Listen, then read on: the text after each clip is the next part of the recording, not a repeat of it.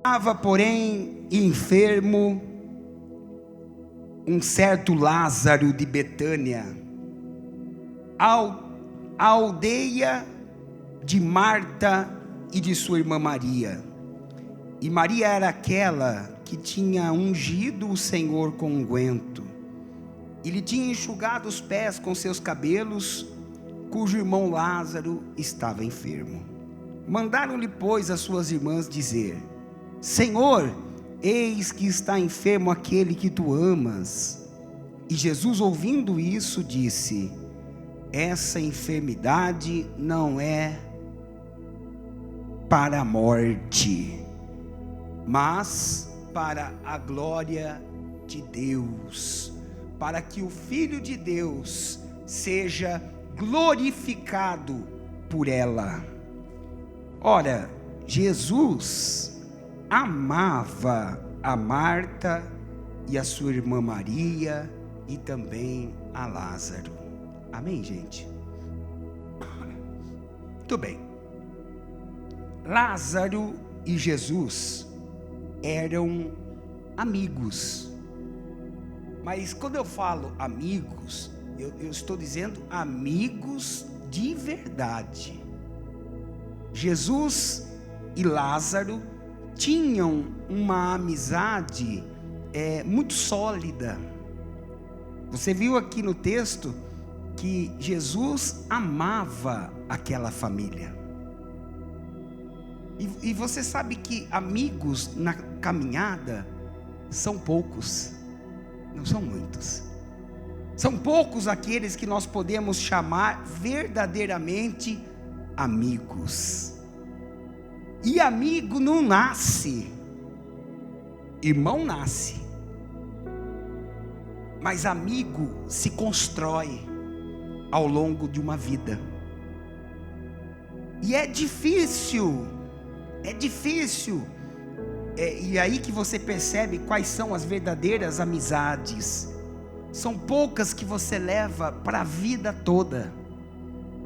É ou não é verdade? Sim ou não? Lázaro e Jesus eram amigos. Era uma amizade verdadeira. Não nasceram perto um do outro, não se conheceram na infância. Veja, Lázaro nasceu em Betânia, cidade alta da Judeia. Jesus, quando nasce em Belém, é levado para o Egito, volta com 7 anos e vai morar em Nazaré, uma cidade baixa da Galileia.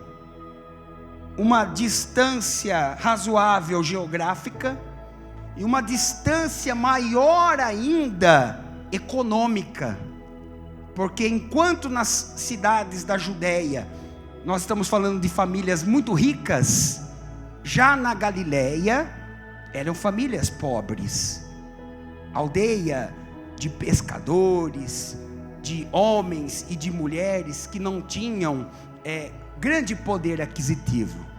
Lázaro era um homem muito rico, mas quando eu falo que o Lázaro era rico, ele não era só rico, ele era muito rico. Lázaro era o quê?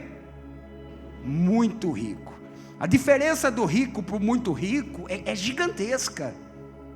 O muito rico, se você rouba ele milhões, ele nem percebe que foi roubado, de tão rico que ele é. Quer um exemplo? O Brasil. O como que meteram a mão no Brasil nos últimos anos, e agora que a gente fica sabendo, a gente fala assim, mas nossa, roubaram tudo isso? Como é que ninguém percebeu que foi tanto assim que roubou? É porque era muito rico. Mas o Brasil vai voltar a ser muito rico. Ah, vai. E eu profetizo, nunca mais vão colocar a mão, meter a mão no Brasil, em nome de Jesus Cristo. Vão prestar contas para Deus. Nunca mais vão colocar as mãos no que é do nosso país. Amém, gente? Mas voltando aqui, então quem é muito rico, não faz falta para ele. Só que no caso, o Lázaro, ninguém estava roubando ele, graças a Deus. Lázaro é muito rico, muito rico. Detalhe, depois eu vou mostrar para você o túmulo de Lázaro, um vídeo que eu gravei lá dentro. Mas quando eu estive lá, algo chama atenção na região onde Lázaro morava. Deixa eu te explicar. Os ricos eram sepultados dentro dos seus próprios terrenos. Não haviam cemitérios. Haviam valas públicas, mas não cemitérios. O que acontecia? Quando a pessoa era rica, ela mandava escavar numa rocha sólida uma caverna 2x2 e preparava ali uma espécie de mausoléu. Na porta, fazia uma portazinha na caverna, no buraco que fez lá na pedra, e colocava um rego na frente, uma pedra talhada, redonda, que ela rolava para abrir o túmulo, e depois rolava de volta. Os 2 homens ou 3 rolavam para fechar o túmulo. Então, aonde Lázaro foi sepultado, que é dentro da propriedade dele, você vê dos lados direito e esquerdo, inúmeros lagares. Preste atenção nisso. Quero falar sobre a amizade de Lázaro com Jesus, para você entender como aconteceu o milagre da ressurreição. A história você conhece. Lázaro, ele está em volta do túmulo dele, muitos lagares. O que são lagares, pastor? São caixas de pedra, feitas com pedra, grandes, para colocar a uva, e aí vem os homens pisando a uva para a fabricação do vinho. Era comum um hebreu construir um lagar dentro da sua propriedade, para ele produzir vinho para a família, pessoal, para consumo pessoal. Mas no caso da região onde Lázaro morava, na propriedade de Lázaro, são dezenas de lagares. O que nos faz compreender que Lázaro era um produtor de vinho para exportação. Só existe um lugar em Israel com tantos lagares quanto na casa de Lázaro, na fazenda de Lázaro. E é em Jezreel, onde ficava a vinha de Nabote, que é um dos produtores de vinho mais conhecidos da Bíblia, que inclusive fornecia para o palácio. Só ali. Então, Lázaro era um grande produtor de vinho.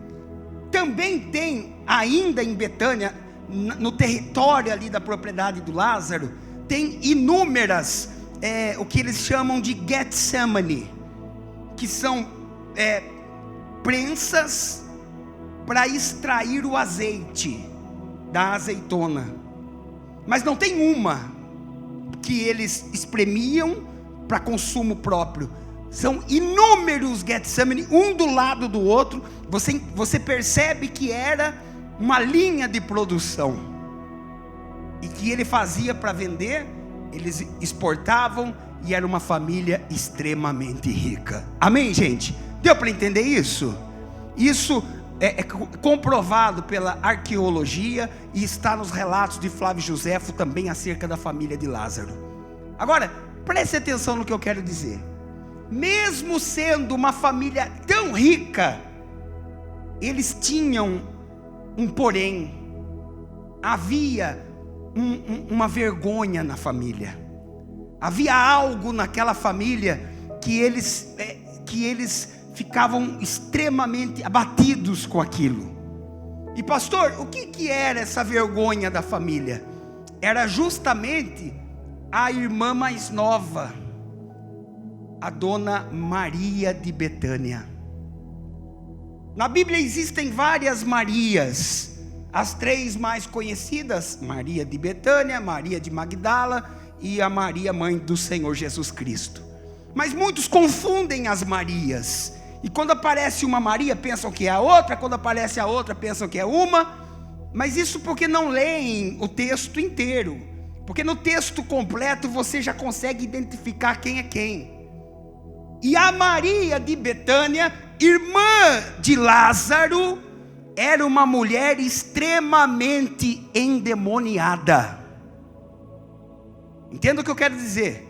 Lázaro e Jesus não se conhecem, e a Maria, irmã do Lázaro, a caçula da família, ela era uma pessoa endemoniada. A Maria de Betânia, ela não tinha pombagira, ela tinha um pombal inteiro nela. É verdade. Se o demônio chegasse perto dela, o demônio caía endemoniado. Ela olhava para o demônio e falava: vai cair, porque ela era perturbada. A Bíblia vai dizer que a Maria, irmã de Lázaro, ela era uma prostituta. Mas pastor, o senhor falou que ela era rica. Pois é, a prova que ela era uma endemoniada. Ela não vendia o corpo por necessidade financeira, mas ela era uma prostituta porque havia dentro dela um espírito de prostituição. Você já deve ter ouvido casos de pessoas que não tinham necessidade nenhuma de se prostituir, mas ainda assim o fazia, porque havia um espírito de prostituição naquela pessoa. Assim era essa Maria, irmã de Lázaro. Quando Lázaro ia falar alguma coisa para alguém, logo falavam assim: viu, Lázaro, quem é você para falar? Olha a sua irmã lá, vá lá primeiro cuidar da sua irmã para vir falar alguma coisa aqui para nós. O ser humano é assim, né, gente? Então Lázaro era uma pessoa triste por causa disso. Muito bem, agora vai ser o encontro de Jesus e de Lázaro. Jesus está descendo do monte, um leproso vem e pede para Jesus uma oração. Jesus ora para o leproso é curado. O leproso volta para a sua cidade, chamada Betânia. Esse leproso volta ao convívio dos seus. Ele é agora um fariseu, não no sentido pejorativo. Muitos entendem que o farisaísmo é só no sentido pejorativo, mas na verdade fariseu quer dizer auto-intérprete da lei. Ele é uma pessoa capacitada para interpretar as escrituras. Não era qualquer pessoa que podia interpretar, podia ler publicamente, mas não podia pregar publicamente, interpretando o que estava escrito. Só um fariseu. Para ser um príncipe de sinagoga, só se fosse fariseu. E não são todos os fariseus da Bíblia que foram contra Jesus. Você encontra Nicodemos, por exemplo, que foi um dos auxiliares mais próximos de Jesus depois que se converteu. E esse Simão, então, que era o ex-leproso, chamado Simão agora, a Bíblia dá o nome dele, ele, curado, ele resolve fazer um jantar na casa dele de ação de graças, para comemorar o retorno dele à vida. E Jesus é convidado, e Jesus vai a esse jantar. Quando Jesus está chegando em Betânia, ele encontra, no caminho, ele encontra a Maria, irmã de Lázaro, endemoniada. E ele repreende o espírito que está nela, expulsa dela aquele mal, e ainda diz assim para ela: Maria, você está perdoada, segue o seu caminho a partir de hoje. Quando ela recebeu aquelas palavras de um profeta, de um homem santo como era Jesus, o coração dela se encheu de esperança. O espírito que estava nela saiu, e ela começou a olhar para suas vestes. Ela sentiu vergonha, ela começou a fazer uma retrospectiva da vida dela, e ela começou a se arrepender daquilo. Mas ao passo que ela arrependia, ao mesmo tempo ela sentia paz, porque ela tinha sido perdoada. E como gratidão, ela corre até a casa dela, ela pega o vidro de perfume mais caro que ela tinha, que a Bíblia diz que estava dentro de um vaso de alabastro. O vaso de alabastro por si só já era caro, o perfume que estava dentro mais caro ainda. A Bíblia dá o preço. A Bíblia diz que custava o salário de um homem de um ano inteiro. Ela pega aquele perfume, talvez herança de família. Era comum pais deixarem para as filhas perfumes para quando elas se casassem, para a unção, para as núpcias. Ela pega aquele perfume e ela corre até a casa de Simão, ex-leproso, e sem ser convidada, ela entra, se joga embaixo da mesa. O vaso de alabastro, ele tem um gargalo e tem o feixe. A Bíblia diz que ela não perdeu tempo abrindo o vaso, ela quebra o vaso. Talvez ela quebra aquele gargalo, ela bate aquele gargalo, e ela começa a derramar nos pés de Jesus, e ao mesmo tempo chorar, e ao mesmo tempo enxugar os pés de Jesus com o cabelo dela. Simão, que tinha sido curado por Jesus, no seu pensamento, disse assim: como é que pode Jesus aceitar uma atitude dessa de uma mulher pecadora? Porque Jesus está falando, Simão está pensando, porque ele sabe a fama da Maria. Mas aí Jesus, sabendo o pensamento dele, disse assim: Simão, por que você está pensando assim? Você sabia, Simão, que quem... Aí ele faz uma pergunta para Simão: Simão, quem foi pouco perdoado e o que foi muito perdoado, quem ama mais? O que foi muito perdoado ou o que pouco foi perdoado? O Simão falou: quem foi muito perdoado. Aí Jesus falou: pois é, você falou a verdade, essa mulher foi muito perdoada. Mas olha só o que ela está fazendo. Ela está chorando nos meus pés, derramando azeite, unção, perfume nos meus pés, enxugando com o próprio cabelo. E você não fez nada disso comigo quando eu cheguei na sua casa. Então ele coloca o Simão ali. Então quando a Maria voltou para casa, ela voltou transformada.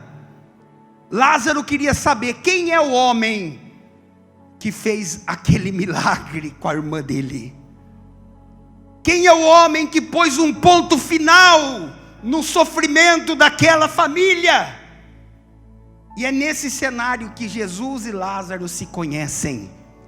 Lázaro grato porque Jesus havia tirado uma vergonha daquela casa. Primeira coisa que eu quero dizer para você nessa noite: levante a sua mão direita, por favor. Hoje é dia de Deus colocar um ponto final no sofrimento da sua família. Hoje é dia que Deus coloca um ponto final na sua vergonha.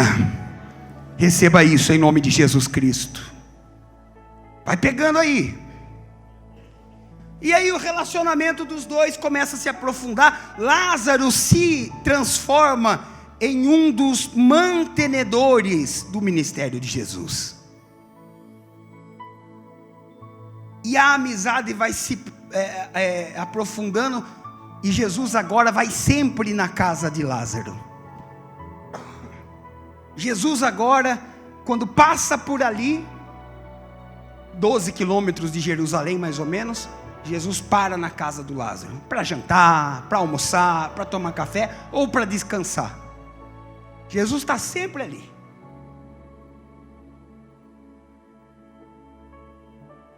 Mas o Lázaro ficou doente. E como qualquer pessoa, Lázaro procurou na medicina, procurou nas receitas caseiras, procurou com os médicos solucionar aquela doença. Ele não foi procurar Jesus de início, e assim a maioria de nós somos também. Tem uma dor, sentiu lá a dor de cabeça, pensa assim: vou tomar um copo com água, eu vou tomar um comprimido, eu vou ver o que eu faço. E quando não tem mais jeito, a maioria das pessoas fala: agora eu vou orar. Deveria ser o contrário, né? A oração não deve ser o último recurso dos desesperados. Ela deveria ser o primeiro recurso dos necessitados. Mas a gente sabe que muitas vezes a gente vai E Lázaro não foi diferente. Quando o médico disse não tem cura, Maria escreve uma mensagem e envia essa mensagem para Jesus. Então veja, Maria não era qualquer uma. Primeiro, não era qualquer um que sabia escrever. Segundo, papel na época, papiro, caríssimo. Maria chama um mensageiro. E mensageiro, irmão, não pode ser qualquer um também. Não era o cara que pisava a uva e também nem o que fazia o azeite. Mensageiro tem que ser mensageiro. Sabe, cada um fazendo aquilo que faz bem. Amém, gente? E ela chama o melhor mensageiro da família. E ela fala assim: você vai levar essa mensagem para Jesus. E você vai buscar Jesus e vai trazer ele com você. Só que, irmãos, isso aí é uma missão quase impossível naqueles dias. Porque ninguém sabia onde Jesus estava. A Bíblia fala que tem um personagem, está relatado nas páginas da Bíblia, tem um cara que ficou 1 ano tentando achar Jesus. Ele correu para Naim: eu estou doente, eu preciso de uma oração de Jesus para ser curado. Passou aqui faz 1 ano atrás. Aí ele corre para Cafarnaum: eu preciso de oração, Jesus não está por aí. Não, Jesus, se tivesse vindo 6 meses atrás, ele estava aqui. O cara ficou 1 ano procurando Jesus. Quando encontrou, foi curado. Mas 1 ano, Lázaro está à beira da morte, e o mensageiro tem que achar Jesus. Só que olha que incrível, o mensageiro vai no lugar certinho onde Jesus estava. Certinho. Ele acha Jesus no mesmo dia. Mas como isso, pastor? Lázaro e Jesus eram amigos. E quem é amigo de Jesus sempre sabe onde ele está. Sempre sabe onde encontrá-lo. Tem coisa que é só amigo que sabe. Você é amigo de Jesus? Então você sabe onde você encontra Jesus. E vou dizer mais: Jesus não precisa ser necessariamente encontrado em templos, em lugares construídos por homem. Mas Jesus pode ser encontrado mesmo no seu quarto, quando você entra em oração. Aquele mensageiro achou Jesus, ele fica feliz e ele diz assim: eu tenho uma mensagem para o Senhor. Diga. Maria diz: está enfermo aquele que o Senhor ama. Aí ele espera a resposta de Jesus. Ele acha que Jesus vai falar: vou montar com você no cavalo, aí eu vou junto. Ele acha que Jesus vai dar uma solução. Mas Jesus diz assim para ele: você está trazendo essa mensagem de morte de Maria, mas agora você vai levar uma mensagem minha de vida para eles. Diga que assim diz o Senhor: essa doença não é para a morte, mas é para a glória de Deus, para que o Filho de Deus seja glorificado por ela. Você, a partir de agora, é meu mensageiro, e leve essa mensagem para elas. Nossa, o mensageiro, irmão, desculpa Marta, mas ele veio como mensageiro de Marta e Maria. Ele está voltando como mensageiro de Jesus. Ele subiu de nível, foi promovido. E Deus tem promoção para a sua vida em nome de Jesus. Receba isso, isso é rema. Deus tem promoção para você em nome de Jesus Cristo. Ele está voltando alegre, feliz da vida. Quando ele chega na porta da casa: Maria, Marta, Lázaro.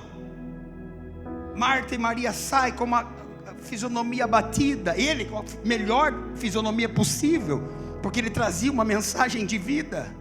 Ele trazia uma mensagem de vitória. Mensagem, irmãos, quando ela é de vida, ela não pode ser dada com a fisionomia abatida. Só tem uma pessoa que está feliz por dentro, mas por fora ele está triste. É o vendedor de caixão. O vendedor de caixão, ele fala: morreu, que pena, mas nós vamos fornecer um caixão adequado. Mas por dentro ele está alegre, porque ele vive daquilo. Sim ou não? Mas quando você está feliz, você demora. O mensageiro, ele está falando assim: Maria, eu tenho uma mensagem de Jesus para vocês. Só que sai as duas, e ele fala: assim diz o Senhor, essa doença do seu Lázaro não é para a morte, mas é para a glória de Deus. Está ouvindo aí, seu Lázaro? O senhor vai ser curado, porque essa doença é para que Jesus seja glorificado. A Maria com olho de ódio, a Marta era mais irritada, com mais ódio ainda. Diz assim, historiador Flávio Josefo narra esse episódio, diz assim: mentiroso, você não achou Jesus coisíssima nenhuma. Achei, falou comigo e mandou dizer que Lázaro não vai morrer, que não é para a morte. E ela volta dizendo: mentiroso, o meu irmão já está morto e foi sepultado hoje cedo. Como é que você vem aqui e diz que não é para a morte? Jesus não mentiria. Por isso, você é um mentiroso. Saia da minha propriedade. Não queremos mais você aqui. Você não é bem-vindo mais em nosso meio. Imagina o conflito que deu na cabeça desse mensageiro, irmão. Eu acredito que ele até pensou: será que foi com Jesus mesmo que eu encontrei?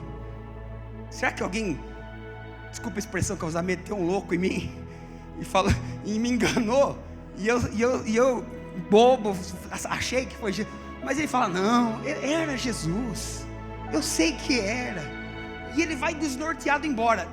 Olha só o que a história diz.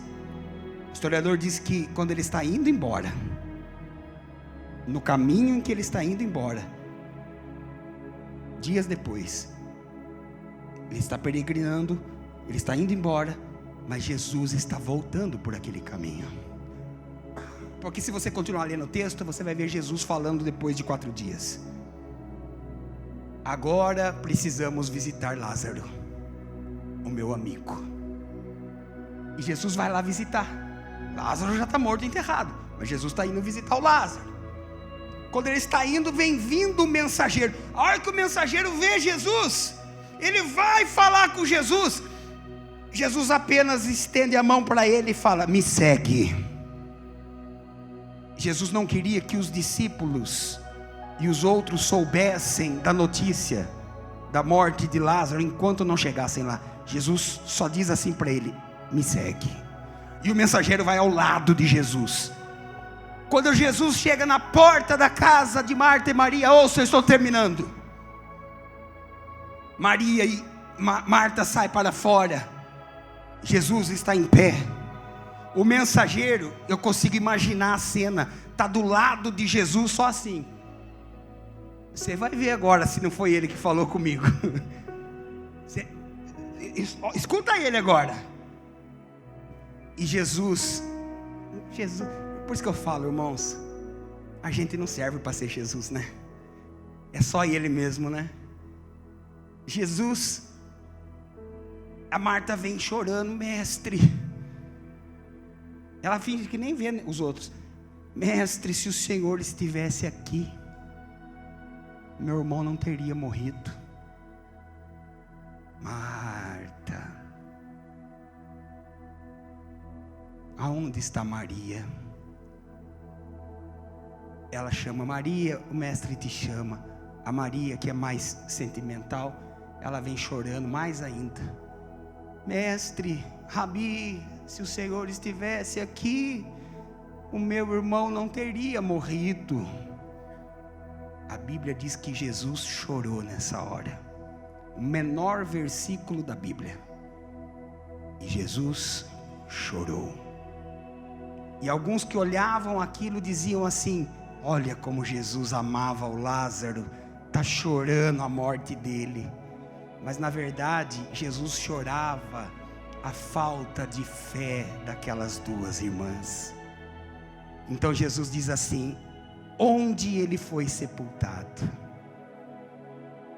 Maria disse: mestre, venha e veja.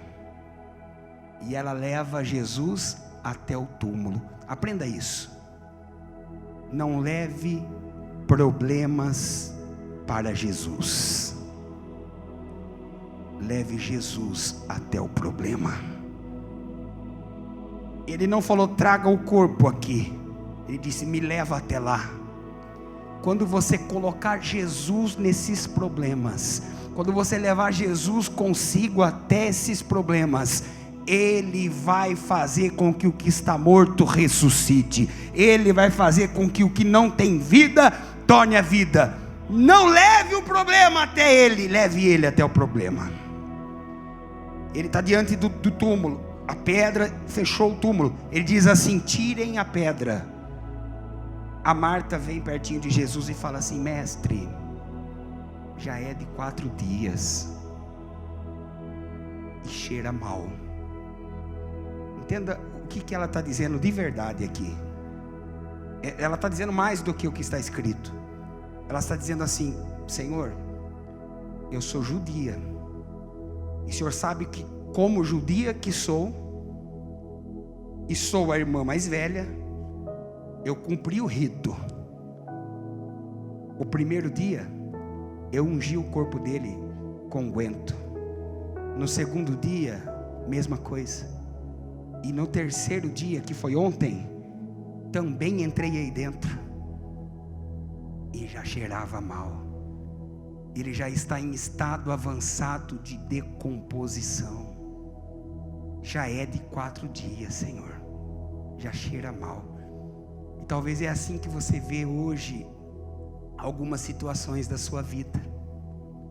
Você acha que não tem mais jeito, você acha que já passou o tempo, não tem mais volta. Detalhe, tem uma razão do porquê 4 dias, não 2, não 3. O judeu cabalístico, o judeu místico, que sempre existiu e existe até hoje, nos dias também, eles acreditavam que na leitura da Cabala, existe uma numerologia deles, existe uma astrologia de uma vertente do judaísmo. Eles acreditavam que quando uma pessoa morria, a alma dela ficava vagando em volta do corpo por 3 dias. E poderia ser que aquela alma voltasse para aquele... Nunca aconteceu, mas eles acreditavam nisso, que aquela alma poderia voltar para aquele corpo e viver. Então por isso eles não enterravam 3 dias. Os ricos tinham um túmulo escavado na rocha, abria, ungia, fechava, abria. Os pobres não. Os pobres tinham que ficar com o corpo na casa e ungir os 3 dias na casa, e depois enrolar num pano, levar até fora da cidade e enterrar. Quer um exemplo? O filho da viúva de Naim, enrolado no esquife, saindo já da cidade, porque tinha sido velado os 3 dias dentro de casa. Uma viúva pobre. Então ela está dizendo, não tem mais jeito. Mas Deus está dizendo para você, aquilo que não tem mais jeito para o homem, para mim tem jeito. Jesus diz, tira a pedra. Então alguém decidiu ali, vamos tirar, vai, vamos tirar a pedra. Vai lá os discípulos e ajuntem, começam a empurrar e tira a pedra.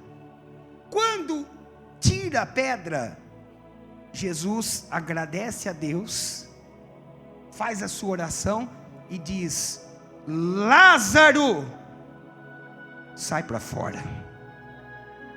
Veja, ele não disse, defunto, saia para fora. E nem tampouco disse, morto, saia para fora. Porque tinha alguns túmulos ali em torno, e tem até hoje alguns túmulos, parentes, família, tem alguns túmulos também ali. Se Jesus não diz para quem é a ordem, aí é um tal de sair morto de tudo quanto é lado, ressuscitado ali. Mas Jesus diz assim, o meu negócio é com Lázaro, o meu amigo. E o que Deus tem para você é para você.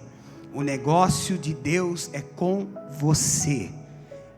O que Deus quer fazer é na sua vida. Ele diz: Lázaro, sai para fora. A Bíblia diz que Lázaro ressuscitou. Só que quando ele ressuscitou, e eu vou terminar aqui, essa é a chave da mensagem. Quando Lázaro ressuscitou, ele está com as mãos, com os pés, o quê? Atados, com o rosto enrolado com ataduras. Então ele não está vendo nada, com os braços, as mãos atadas e pés atados. Só que isso não é um costume da época. Lázaro é um defunto judeu. Mostre Jesus amarrado no sepulcro. Não tem. O jovenzinho morto, filho da viúva de Naim. Não tem. Nenhum que morria era amarrado e atado. E aqui está o segredo. Isso chamou a atenção do historiador Flávio Josefo. E olha o que a igreja dizia: o que foi passado de um para o outro. Lázaro, pouco antes da morte, chama as irmãs e diz assim: Marta, Maria, eu não estou bem, eu não estou legal, eu não sei se eu vou passar dessa, por favor, me amarre. Mas por que amarrar? Me amarre, me amarre. E elas então amarraram os braços e os pés de Lázaro. E Lázaro ainda disse: se eu morrer, enrole a minha cabeça inteira com faixas. Mas por que, Lázaro? Eu sei o que eu estou fazendo. Sabe por que Lázaro fez isso? Porque ele conhecia um segredo que só quem é amigo de Jesus conhece. Irmão, Deus não suporta ver um crente amarrado. Deus não aceita ver um crente preso. Quer uma prova disso? Sadraque, Mesaque, Abednego vão ser jogados na fornalha de fogo. Quando Nabucodonosor resolve jogar os três dentro da fornalha, ele fala: espera aí, antes de jogar os três, amarra eles. Deus disse: aí não, eu vou entrar com eles na fornalha, vou desamarrar eles e vou tirar eles daí. Quer outro exemplo? Paulo e Silas foram presos e foram condenados a 2 sessões de 40 chibatadas, menos uma, porque eles tinham feito eles fizeram ali uns cálculos, e eles perceberam que média de 40 chibatadas, alguns morriam. Então eles falaram: só pode dar 39. Que misericordioso que era eles também, né? E aí tinha que ter um intervalo de um tempo para a segunda sessão de mais 39. E Deus vendo eles sendo chicotados ali. Mas Deus no trono. Deus, eles aguentam. São meus servos. Só que eles são levados para a cadeia. E na cadeia eles têm os pés e as mãos amarradas. Aí Deus falou: aí não. Aí é covardia. Eu vou descer lá, vou fazer um terremoto, vou tirar das mãos deles essas ataduras. Pedro na prisão, a primeira coisa que o anjo faz quando entra na cela de Pedro é tirar das mãos dele as cadeias. Agora o exemplo mais profético de todos: Abraão, conhecido como amigo de Deus. Lázaro era amigo de Jesus. Abraão, amigo de Deus. Deus falou: Abraão, quero que você sacrifique o seu filho para mim no Monte Moriá.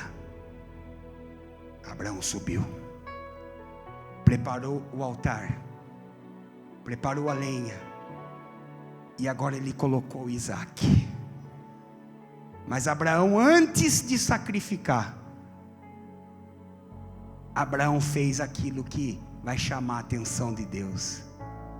Abraão saca de uma corda, amarra os pés de Isaque, amarra as mãos de Isaque, assim como Lázaro pediu para ser amarrado. Amarra as pernas de Isaque, amarra as mãos de Isaque e tapa o olho do Isaque com a mão esquerda e levanta o machado com a mão direita. Isaque está indefeso, não tem como se defender. Isaque agora é uma vítima, é como uma ovelha sendo levada ao matadouro. Deus disse: isso eu não vou aceitar.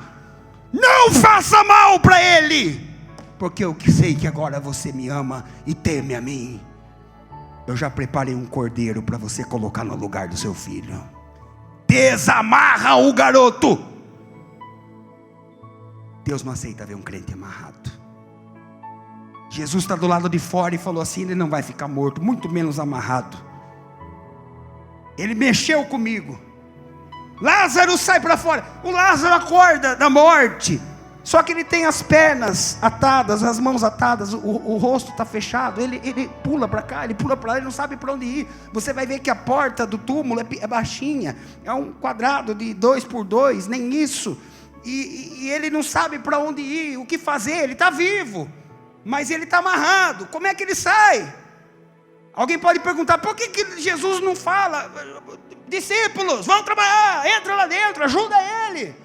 Por que ele não fala para as irmãs: entra lá ajudar seu irmão, ele já ressuscitou? Jesus não deixou entrar ninguém.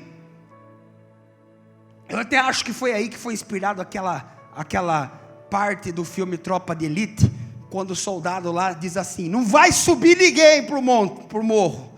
Jesus falou: ninguém entra, deixa ele lá, ele sai sozinho. Ele sai sozinho. Talvez você pergunta: Deus, por que o Senhor não envia logo alguém para me ajudar? Por que o Senhor não envia logo alguém para dar a mão para mim? Por que não prepara alguém para me tirar dessa? Ele não preparou ninguém para tirar o Lázaro de dentro do sepulcro, para que depois ninguém dissesse: Lázaro, eu que te ajudei a sair daquele buraco, hein? Se não fosse eu te ajudar a sair de lá de dentro, o que ia ser de você? Capaz de morrer de novo lá dentro. Deus não deixa entrar algumas pessoas agora, para que não venham dizer amanhã que foi a mão delas que te ajudou. Deus quer que você vença, que você passe por isso, que você dê a volta por cima e que você cante o hino da vitória. Eu não sei como, pulando, arrastando, contorcendo, o Lázaro conseguiu chegar do lado de fora. Superação.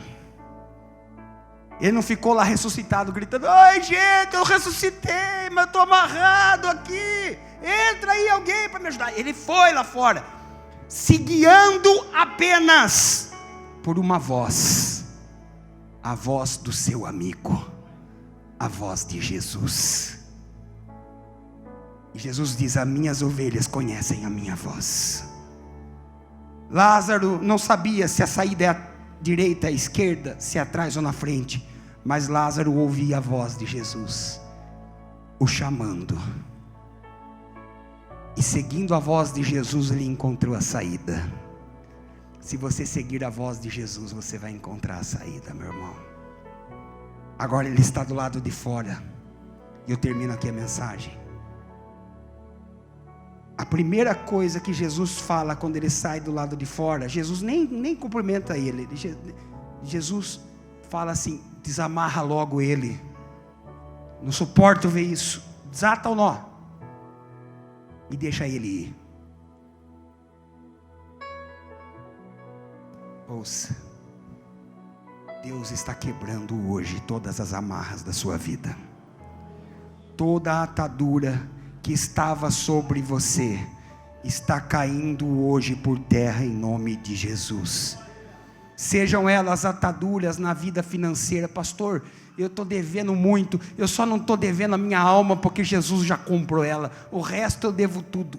Essas amarras vão cair por terra hoje. Talvez as amarras sejam na vida emocional, conjugal, familiar, espiritual. Hoje Deus está dizendo, é um tempo de pôr ponto final na história de sofrimento, de tirar as amarras para que você possa ir. E mais, se Ele tem deixado você passar por isso, é porque Ele acredita no seu potencial. E olha, se você já chegou até aqui, tendo mãos amarradas, pés amarrados, atados, imagina onde você vai chegar agora que as ataduras caíram. A partir de hoje é um tempo profético na sua vida, tempo que você não vai mais precisar viver dando os seus pulos, você vai andar a passos largos em direção à vitória. É o que Deus tem na sua vida. Fiquem todos em pé em nome do Senhor Jesus, por favor.